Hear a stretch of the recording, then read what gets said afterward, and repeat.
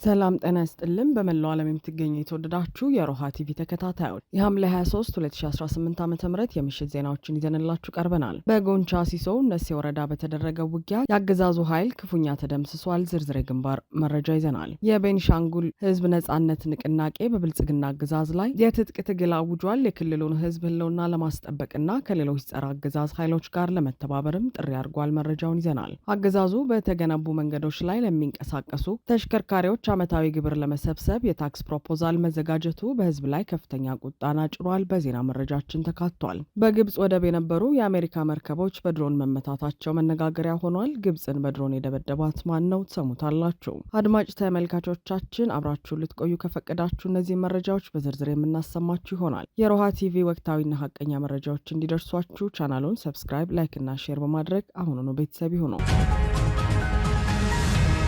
በጎንቻ ሲሶ እነሴ ወረዳ በነበረ ውጊያ የአገዛዙ የፖሊስና ሚሊሻ አባላት ላይ ከባድ ምት ሲሰነዘር፣ በሌላ በኩል ደግሞ ባለሀዲድ ብሬን የታጠቀ የመከላከያ አባል ፋኖን ተቀላቀለ። በአፋብን ቴዎድሮስ እዝ 201ኛ ኮር የ74ኛ ክፍለ ጦር አረንዛው ጎንቻ ሻለቃ ናብስቶች በጎንቻ ሲሶ እነሴ ወረዳ ትግዳር፣ ጨሞና ቡዛ ንዑስ ከተሞች ከትሞ በነበረው የአገዛዙ ሚሊሻና ፖሊስ ኃይል ላይ ከሌሊቱ 11 ሰዓት ጀምሮ ድንገተኛና ከባድ ማጥቃት መክፈታቸውን የኮሩ ህዝብ ግንኙነት አስታውቋል። በዚሁ አውደ ውጊያ ለቁጥር አዳጋች የሆነ የአገዛዙ ኃይል የተደመሰሰ ሲሆን ከ27 በላይ ከባድ ቁስለኞች ወደ ባህር ዳርና ሞጣ ሪፈራል ሆስፒታል መወሰዳቸው ተገልጿል። በግዳጁ ወቅትም 14 ክላሽ፣ 4 አብራራው፣ 1 ሰሜን ክላሽ፣ 2 ቦምብ፣ በርካታ ጥይቶችና የውጊያ ትጥቆች በፋኖ አርበኞች እጅ መማረካቸው ተሰምቷል። የ201ኛ ኮር ህዝብ ግንኙነት አሁን የአገዛዙ አገልጋይ የሆኑ የሰራዊቱና የፖሊስ አባላት በጊዜ ወደ ህዝባቸው እንዲቀላቀሉ ጥሪውን አስተላልፈዋል። በሌላ ተመሳሳይ ወታደራዊ ዜና ከብልጽግና አገዛዝ 6ኛ እዝ 10ኛ ክፍለ ጦር የቃኝና መሐንዲስ ብሬን ተኳሽ የሆነው ስማቸው ቃኘው በተባለ የመከላከያ አባል ባለሀዲድ ብሬን መሳሪያውን ይዞ ከደብረ ማርቆስ ከተማ በመውጣት የአፋብን ቴዎድሮስ እዝ 206ኛ ኮር 14ኛ ክፍለ ጦር በላ ሙተራ ሻለቃን በይፋ ተቀላቅሏል። የኮሩ ህዝብ ግንኙነት ክፍል እንዳስታወቀው ይህ ክስተት አገዛዙ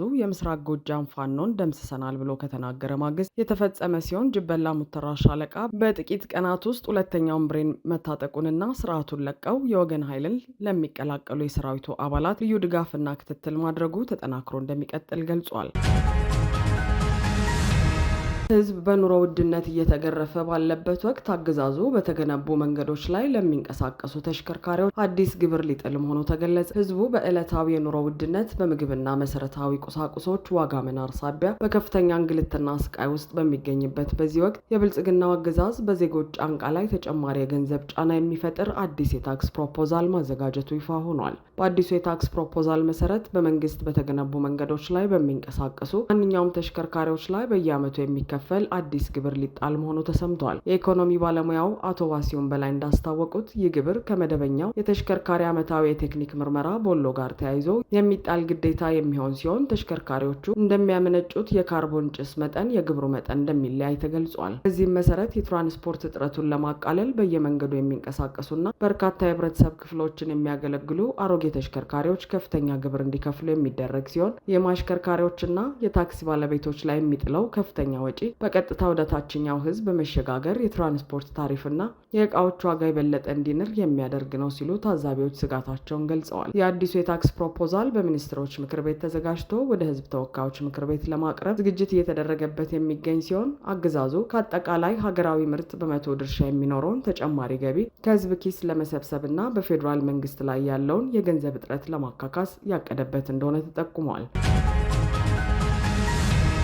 የቤኒሻንጉል ህዝብ ነጻነት ንቅናቄ ከሌሎች ኃይሎች ጋር በመተባበር ብልጽግናን ለመገርሰስ አገዛዙ ላይ የትጥቅ ትግል ማወጁን አስታወቀ። የቤኒሻንጉል ህዝብ ነጻነት ንቅናቄ ማዕከላዊ ኮሚቴና የጦር አመራሮች ባደረጉት አስቸኳይ ስብሰባ በአገሪቱና በቤኒሻንጉል ጉሙዝ ህዝብ ላይ የተደቀነውን የህልውና አደጋ በመገምገም በብልጽግና አገዛዝ ላይ የትጥቅ ትግል ማወጁን አስታውቋል። ንቅናቄው ባወጣው መግለጫ የብልጽግና አገዛዝ የክልሉን ህዝብ ከካርታ ለማጥፋትና መሬቱን ለሀገር ውስጥና ለውጭ ባለሀብቶች ለመሸጥ መጠነ ሰፊ እንቅስቃሴ እያደረገ ነው ሲል ከሷል። በህዝቡ ላይ የተደቀነውን የህልውና አደጋ ለመቀልበስ ታጥቆ ከመታገል ውጪ ሌላ አማራጭ የለም ያለው ድርጅቱ የህዝብ ማሳመንንና የግንዛቤ ማስጨበጥ ስራዎችን በተሳካ ሁኔታ ካጠናቀቀ በኋላ በሶስት ነጥቦች ላይ ያተኮረ አቋም መያዙን ገልጿል።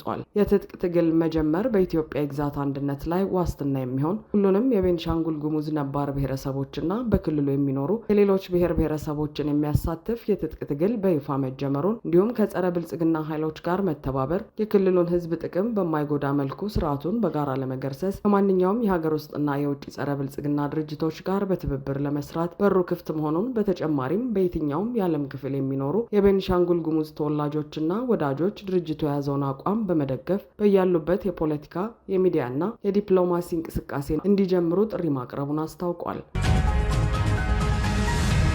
በግብጽ ወደብ የነበሩ የአሜሪካ መርከቦች በድሮን ጥቃት መመታታቸው ታወቀ። በሜዲትራኒያን ባህር ጠረፍ በሚገኘው ዳሚታ በተባለው የግብጽ ወደብ የቆሙ መርከቦች በትናንትናው ዕለት በሰው አልባ አውሮፕላን ድሮን መመታታቸውን የአገሪቱ ካቢኔ አስታውቋል። ተንሳፋፊ የጋዛ ማጠራቀሚያ በመባል የሚታወቁትና የዩናይትድ ስቴትስ ንብረት የሆኑት ሁለቱ መርከቦች በእሳት መቃጠላቸው የተገለጸ ሲሆን የግብጽ ካቢኔ ዛሬ ባወጣው መግለጫ የቃጠለው መንስኤ ከሁለቱ መርከቦች አንዱ በሰው አልባ አውሮፕላን በመመታቱ እንደሆነ በመጀመሪያ ደረጃ ምርመራ ማረጋገጡን ገልጿል። ጥቃቱን ስላደረሰው ወገን ማንነት የግብጽ ካቢኔ በግልጽ ያላስታወቀ ሲሆን አሁንም ኃላፊነቱን የወሰደ አካል የለም። ሆኖም የጦርና የፖለቲካ ጉዳይ ተንታኞች እንዲሁም የዜና ምንጮች ጥቃቱን ያደረሱት በዩናይትድ ስቴትስ እና በተባባሪዎቿ ጦር የሚገረፉት ኢራን ወይም አጋሮቿ ሊሆኑ እንደሚችሉ በመገመት ላይ ናቸው። እስራኤልና ዩናይትድ ስቴትስ በኢራን ላይ ጦርነት ከከፈቱበት ጊዜ ጀምሮ ከየመን እስከ ሊባኖስ ከፋርስ ባህረ ሰላጤ አካባቢ ሀገራት እስከ ዮርዳኖስ እና ኢራቅ የሚገኙ ሀገራት የጥቃት ኢላማ ሲሆኑ የቆዩ ቢሆንም ግብጽ እስካሁን ጥቃት አልደረሰባትም ነበር። የሁለቱ መርከቦች መመታት ግን ጦርነቱ አድማሱን እያሰፋ መምጣቱን የሚያሳይ ግልጽ ምልክት ተደርጎ የተወሰደ ሲሆን ጥቃቱ የግብጹን የስዊዝ ካናል እንደ ሆርሙዝ እና ባቡ ኤል መንደር ወሽመጦች ሊዘጋው ይችላል የሚል ከፍተኛ ስጋት አሳድሯል። አድማጭ ተመልካቾቻችን የሰዓቱ የሮሃ ቲቪ ዜናዎች የተከታተላችኋቸውን ይመስሉ ነበር። አብራችሁን ስለነበራችሁ ከልብ እናመሰግናለን። ሰላም።